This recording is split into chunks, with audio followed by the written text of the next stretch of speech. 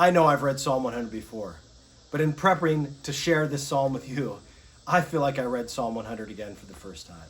It's a psalm about God being the king and him sitting on the throne. And it commands us to do 7 things because of who God is, both his role as king and both his compelling, beautiful, glorious character.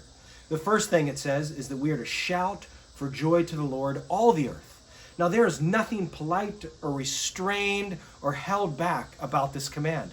It says not only do all of us come before God, that we just bring all of us, our joy, our exuberance to God, but it says all the earth. It says all of God's creation ought to be shouting for joy. The second thing it says is that we are to worship the Lord with gladness. Now, every time you see that word worship, it has the sense of both singing and service. So in the Bible's worldview, every act of singing is an act of service, and every act of service really is an act of singing or worship. When the Bible talks about worship, it means your whole life.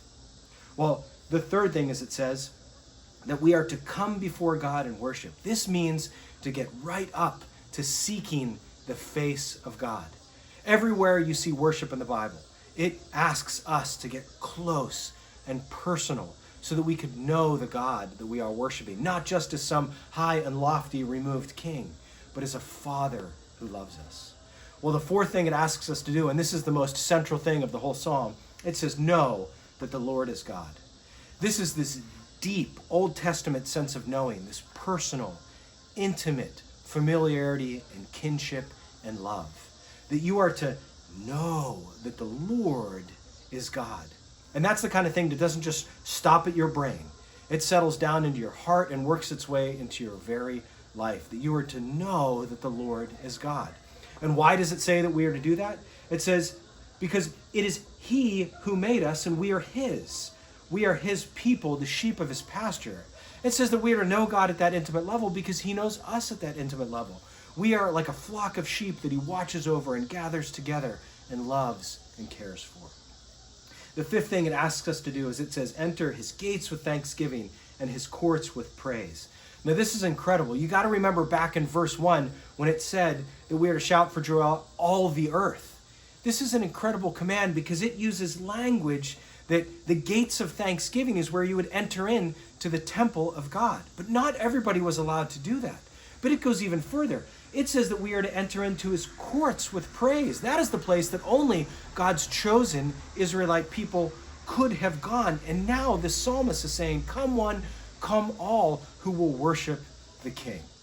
Sixth thing it asks us to do is it says, give thanks to him.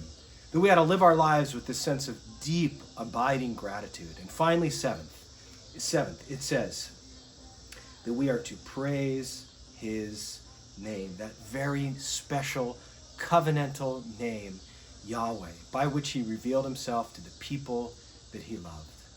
And it ends with 3 covenantal statements about God's character. The psalm ends with these words. It says, for the Lord is good, and his love endures forever, and his faithfulness continues through all generations. Why do we approach God in the ways that this offers? Why do we know God at that deep, intimate level? Because he's good, and his love endures forever, and his faithfulness continues through all generations. I hope this psalm gave you a sense of what we're really doing in worship.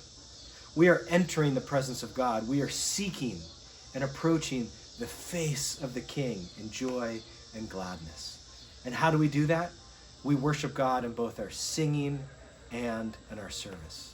So my hope for you is that this expands the way that you approach God, that it deepens the way you seek the face of God, and it just allows you to see your whole life as an act of singing and service. Really, worship to God.